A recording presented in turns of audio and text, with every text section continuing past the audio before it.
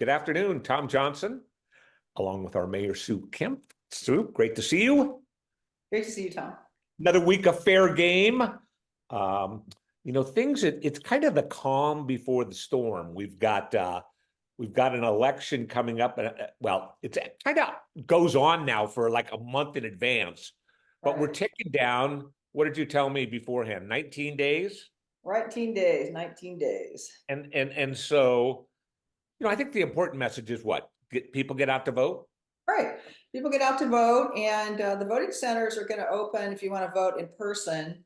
The Susie Q is going to open on October 26th, and then Lang Park will open on November 2nd. So there's two voting centers in town if you want to vote in person. And then, of course, you can drop your ballot off at the library because we have a big box there sitting there if you want to drop it off rather than putting it in the mail. And then the voting centers are also going to have places where you can just drop off your ballot. I think it's so important just to remind people in Laguna Beach, being a small community, a vote makes a difference. Yeah. It's not like on the national scene or whatever, where you think like, is my vote really going to make a difference or whatever? But when you get, Laguna Beach is a town where you see the candidates in the grocery store, you know who they are, you know what they stand for and everything. So that ballot is important. Right. So city council races are different than maybe a state assembly or state senator or congressional, because you see council members, if we all live in town, you see us around we're around all the time. I'm out and about all the time. And so in that way it's different. And, the way I look at a vote is your opinion. And, if you have an opinion, you should cast your opinion. And without getting into specifics on any of the candidates, we do have 4 candidates running. We have 2 incumbents, which are Bob Whalen and George Weiss, and then we have Hallie Jones and Judy Mancuso. Those are running for council. And there's a lot of information out there. I would encourage people being in the media business, to do your reading and find out, if you haven't already, what those candidates stand for and everything like that, and what they bring to the table, and what our council might look like going forward with who gets on there and who doesn't. And there's also a again, without getting into the specifics, there's a very contentious school board race in town. Mm-hmm. And that's kind of divided into 2 sides, but it's gained some steam, so it's just important to get out there and vote. Yeah, I mean, I feel good for the council candidates because they don't have any more forums. I've run twice in the forums. There's only so many issues that you talk about over and over again because everybody wants to hear from the candidates, which is fine. But I can tell you, as a candidate, it's a relief to be done with the forums, and you can just concentrate on your campaign. So from your experience in these last, we said I think 19 days. What does a candidate do over the next 19 days? Well, I think it depends on the candidate and their strategy. I mean, they talk to voters, get out and see as many voters as you can. Walk the communities, which I've been doing. I've been walking for a couple of weeks now, and I will continue to walk the communities, talk to voters. And what I like about walking as a non-candidate, since I'm the mayor right now, I get to talk to a lot of people about a lot of different things.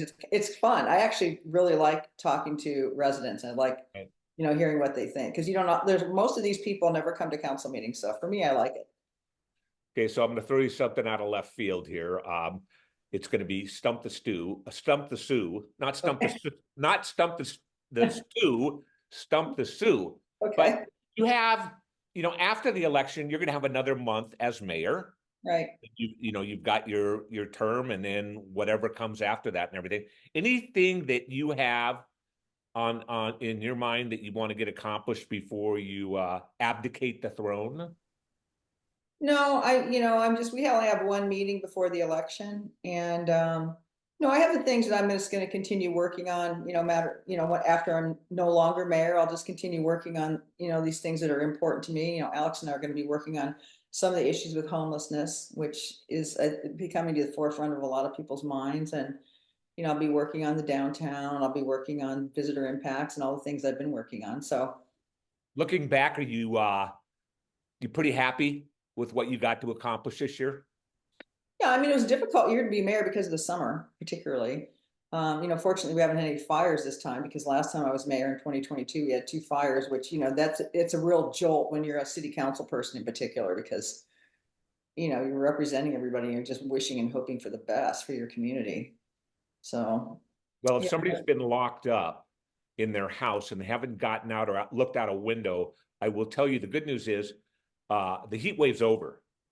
So I was driving yesterday on the 73, and I actually noticed kind of raindrops or mist coming on my windshield, and I thought, wow, those hot summer days we were all wishing someday. I wish they'd get in the rearview mirror. They're over, so we're yeah, moving forward. And yeah. uh, you know, speaking of fire, you mentioned fire a few minutes ago, or and there was a big thing in town. Yes, this past weekend at the fire department. Talk about Right. that.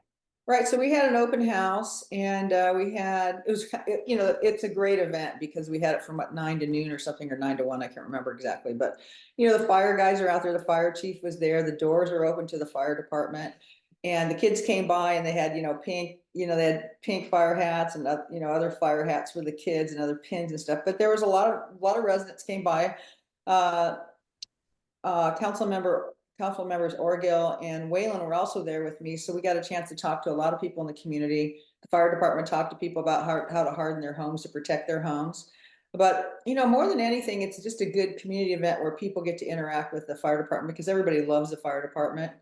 People love the police department here too. Yep. But fire department for the little kids has this kind of a special affinity. So it's really cute to watch the families. Yeah. Nice. Well, another thing that before we go, I just wanted to touch on is, it's so good to see our city manager really cranking out some good stuff. And one of the things I know he's been diligently working on with a whole committee of people and things like that is the community development process to Right, improve that. Can you talk right. about that a little? Right, he has been working on it, and it's this was a problem created over decades, and we're just trying to fix it now. This has been long overdue, and yeah, so he's working on it. They're going to have, if you look at the Laguna Beach city website, lagunabeachcity.net, if you look at our landing page, our homepage, you'll see the connection to the community workshop proposals that we're going to be working through. And so we're asking people to take a look at what we're proposing for design review, and then give us feedback by November 14th, and then we'll move forward. But I think some of these things are really simplification of the process and streamlining of the process that is particularly arduous for applicants. Well, good stuff. Keep up the good work, Sue. Yeah, We thank you. appreciate it from the community. We really, really appreciate it. And just a final reminder, get out there and vote. 19 days left. It's closing in on us. Yeah, We'll see you next week. thank you, Tom.